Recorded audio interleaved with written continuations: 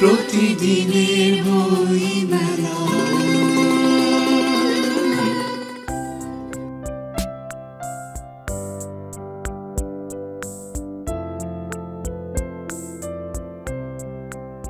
বাঙালির ভাষা, সংস্কৃতি, বোধ ও ঐতিহ্য হল অমর একুশে বইমেলার ভিত্তি। লেখক, পাঠক এবং প্রকাশকদের কাছে অমর একুশে বইমেলা এক সেরা উৎসব। অমর একুশে বইমেলা আমাদের প্রাণের মেলা, আর এই প্রাণ কেন্দ্রে আমরাও প্রতিদিনের মতো চলে এসেছি বাংলালিংক নিবেদিত প্রতিদিনের বইমেলায়। প্রতিদিনের বইমেলা।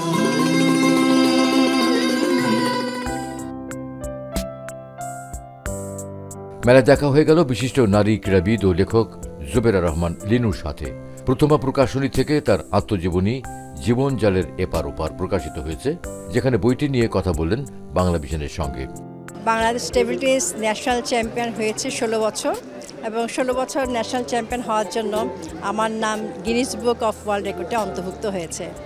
আমি মূলত একজন খেলোয়াড়, কিন্তু আমার মনে হয়েছে জীবনের সায়ান্নে আমি যে এত বছর খেলাধুলা করেছি, 27টি বছর, আমার নতুন প্রজন্মে জানা উচিত যে আমার এই যে দীর্ঘ জীবনের যে আমার যে অভিজ্ঞতা, আমি কিভাবে বড় হয়েছি, আমি কিভাবে ফাইট করে সংগ্রাম করে চ্যাম্পিয়নশিপ অর্জন করেছি, সেগুলো জানা উচিত। আমার এই বইতে এই যে জীবন জালের এপার ওপার, এই বইটির নাম, এটা প্রথমা প্রকাশনার থেকে প্রকাশিত হয়েছে। আমার জীবনে অনেক উত্থান পতন গেছে, অনেক সংগ্রাম, অনেক ফ্রাস্ট্রেশন গেছে। আমি সেই অবসাদ, সেই সংগ্রাম, সব কিছুর কথা যতটুকু সম্ভব এই বইতে লিপিবদ্ধ করেছি। তো শুধু আমি মনে করি আপনারা যদি আমার এই বইটি পড়েন, তাহলে আমার সম্পর্কে, আমি একজন ক্রীড়াবিদ বা আমি ক্রীড়াবিদ ছাড়াও আমি একজন লেখক, এটার সম্পর্কে আপনারা জানতে পারবেন। আশা করি আপনারা বইটি কিনবেন এবং আপনারা ভালো থাকবেন। প্রতিদিনের বইমেলা। মেলায় ঘুরতে ঘুরতে দেখা হয়ে গেল ডক্টর খুরশিদ নাহারের সঙ্গে। তিনি কথা বললেন তার লেখা প্রথম বই দূর দ্বীপবাসিনী সম্পর্কে। আমি মূলত একজন সায়েন্সের টিচার ছিলাম। আমি ইউনিভার্সিটি থেকে রিটায়ার করেছি। তো সায়েন্সের উপর আমার সাধারণত ইংলিশেই লেখাটেখা ছিল, বেশ কিছু বাংলায় ছোটোখাটো লেখা ছিল, কিন্তু বই হিসাবে এটাই আমার প্রথম। এটা একটা ভ্রমণ কাহিনী। আমার হাজব্যান্ড ডাক্তার ছিলেন এবং উনি ইরানে ছিলেন। সেই সুবাদে আমি ইরানে যেয়ে থেকেছি অনেক দিন। তো ইরান তো জানেন যে মুসলিম কান্ট্রিগুলোর মধ্যে খুবই উন্নত এবং সমৃদ্ধশালী একটা দেশ। সেখানকার আমি কালচার, সেখানকার মানুষের আদব কায়দা, সব কিছু সম্পর্কে আমি কিছুটা লিখেছি। আমার খুব ভালো লাগতো, এগুলোর উপরে আমি একটু আলোকপাত করেছি। তো আশা করি যে এগুলো সম্পর্কে, ইরান সম্পর্কে, মধ্যপ্রাচ্যের একটা খুবই উন্নত দেশ, যেটা ওয়েস্টার্ন কান্ট্রির সঙ্গে সমান তাল মিলিয়ে চলছে এবং ইসলামিক দেশ হিসেবে অনেক এগিয়ে গেছে। আমি এইটাই তুলে ধরার চেষ্টা করেছি। আশা করি যে এই বইটা আপনারা পড়বেন। পড়লে ইরান সম্পর্কে, ইরানের মানুষ সম্পর্কে, ইরানের কালচার সম্পর্কে, ইরানের সাহিত্য সম্পর্কে, ইরানের মেয়েদের সম্পর্কে আপনারা জানতে পারবেন। আমার বইয়ের নাম তো দূর দ্বীপবাসিনী। এটা প্রকাশ করেছে কারুকাজ প্রকাশনী। প্রতিদিনের বইমেলা। মেলায় এসেছিলেন প্রখ্যাত সেতার বাদক রিনাত ফৌজিয়া। মেঘদূত প্রকাশন থেকে এবার প্রকাশিত বই প্রসঙ্গে কথা বললেন আমাদের সাথে। এবারে বইমেলা এসেছে আমার এই বইটা, গুরু শিষ্য পরম্পরায় ওস্তাদ খুরশিদ খান। আমি মূলত একজন সেতার শিল্পী, সেতার বাজাচ্ছি দীর্ঘদিন ধরে, এবং আমার সঙ্গীত গুরু ছিলেন ওস্তাদ খুরশিদ খান, যিনি বাংলাদেশের সর্বোচ্চ সম্মাননা স্বাধীনতা পদক প্রাপ্ত পেয়েছেন এবং অনেক বর্ণাঢ্য ওনার জীবন ছিল। ওনার কাছে আমি দীর্ঘ 26 বছর শিখেছি। তো আমার খুবই ইচ্ছা ছিল যে ওনার জীবনী আমি একটা বই করব, একটা বইয়ে লিখব। তো সেই ইচ্ছা থেকে এই বইটা লেখার সূচনা। আমরা যে তার মধ্যে আমি আমার সঙ্গীতের ঘরানার কথা নিয়ে এসেছি। আমরা যেই ঘরানার, অর্থাৎ মিয়া তানসেনের যেই সেনী ঘরানা, সেই ঘরানার সঙ্গীতের কিভাবে আমাদের পরিবারে চলে আসলো। ওনার বংশধর ওয়াজিদ খাঁর কাছে আমার দাদুরা ওস্তাদ আয়ত আলী খান এবং ওস্তাদ আলাউদ্দিন খান সঙ্গীত শিক্ষা করলেন, সেখান থেকে ওস্তাদ খুরশিদ খান শিখলেন, তার কাছ থেকে আমি শিখলাম। এই যে পরম্পরায়, গুরু শিষ্য পরম্পরায় একটা ঘরানা, সেই ইতিহাসটাই আমি গল্পের মতো করে এই বইয়ে বলার চেষ্টা করেছি। মেলাতে 6 নম্বর এবং 7 নম্বর স্টলে মেঘদূত প্রকাশনে এই বইটা পাওয়া যাচ্ছে। প্রতিদিনের বইমেলা। গ্রন্থ উন্মোচন মঞ্চে সোনালী সকালের প্রত্যাশায় বইটির পাঠ উন্মোচন হলো। পাঠ উন্মোচন শেষে এই বই সম্পর্কে জানালেন সঙ্গীতশিল্পী ফাহমিদা নবী। আজকে মেলায় এসেছি একটা বইয়ের মোড়ক উন্মোচন করতে, সোনালী সকালের প্রত্যাশায়। লিখেছে হোসনে পারভিন পপি। উনি জয়পুরহাটে থাকেন এবং খুবই ভালো লেখেন। তার প্রত্যেকটা কবিতার মধ্যে যেটা আছে, জীবনকে সুন্দর করে দেখার জন্য, প্রকৃতিকে ভালোবেসে, প্রকৃতি আর জীবন যে একই রকম সহজ সরল, সেটাই ওনার প্রত্যেকটা কবিতার মধ্যে উঠে এসেছে। আমি তার সফলতা আশা করছি এবং বইটা আপনারা পড়বেন।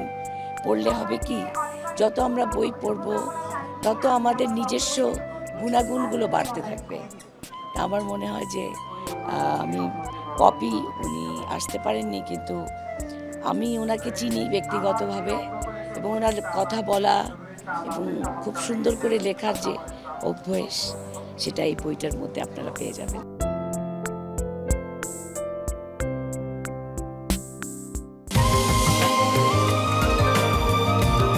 বদলের 20 বছরে বাংলালিংকে প্রতিদিন 20 মিনিটে কথা বললে কল রেট 1 পয়সা প্রতি সেকেন্ড সারাদিন। প্রতিদিনের বইমেলা।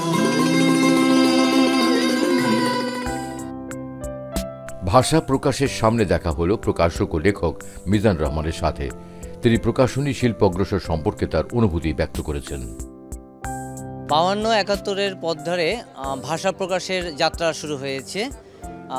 বাংলাদেশের প্রকাশনা শিল্পে 10 বছরের অতিক্রম করেছে এই ভাষা প্রকাশ, এবং বাংলাদেশের তরুণ এবং প্রবীণ লেখকদের সমন্বয়ে ভাষা প্রকাশ গ্রন্থ প্রকাশ করে থাকে।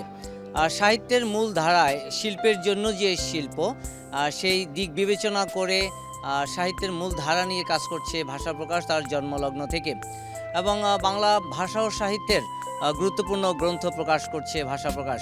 ইতিমধ্যে পৃথিবীর আলোকিত মানুষের জীবনী গ্রন্থমালা প্রকাশ করেছে ভাষা প্রকাশ।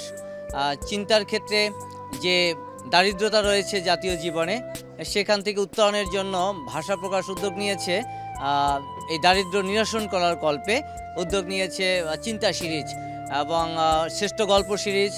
বাংলা ভাষার যে প্রথম কাজ রবীন্দ্রনাথের বিষয়ভিত্তিক যে রবীন্দ্র রচনা 7 খণ্ডে আমরা প্রকাশ করেছি। এর বাইরে অসাধারণ গ্রন্থ রয়েছে। বিষয়ভিত্তিক গ্রন্থের পাশাপাশি কবিতা, গল্প, প্রবন্ধ, উপন্যাস, অর্থাৎ সাহিত্যের মূল যে শাখাগুলো আছে, শিল্পের গুণগত মান বিবেচনা করে আমরা প্রতিনিয়ত গ্রন্থ প্রকাশ করে আসছি। আমরা চাই জাতির হাতে বই পৌঁছে দিতে এবং জাতি জ্ঞান চর্চার মাধ্যমে এই বই পড়ে তারা যেন আলোকিত হয়ে ওঠে, এই প্রত্যাশা রেখেই কিন্তু আমরা প্রকাশনা শিল্পকে এগিয়ে নিয়ে যাচ্ছি। প্রতিদিনের বইমেলা। আমার প্রকাশনীর সামনে কথা হলো লেখক ডক্টর সৈয়দ হুমায়ুন কবিরের সাথে। তিনি জানালেন তার লেখা একটি ব্যতিক্রমধর্মী বই সম্পর্কে। নিরাপদ মাতৃত্ব শিশুর পরিপূর্ণ বিকাশ, এটা আমার দ্বিতীয় বই। এই বইটা একদম ব্যতিক্রম একটা বই, কারণ হলো যে বইটা লেখা হয়েছে আমাদের শিশু এবং মায়েদের জন্য, এবং বইটা উৎসর্গ করা হয়েছে মা ও শিশুদের জন্য।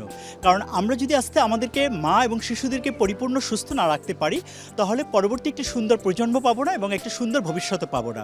আমরা যদি একটি সুন্দর প্রজন্ম, একটি সুন্দর ভবিষ্যৎ না পেতে পারি, তাহলে একটা সুন্দর দেশও গঠন করতে পারবো না।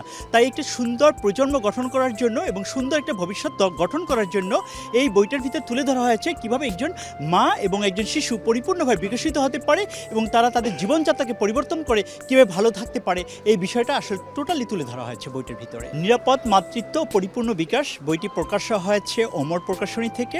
354 এবং 55 নম্বর স্টলে এটা পাওয়া যাবে।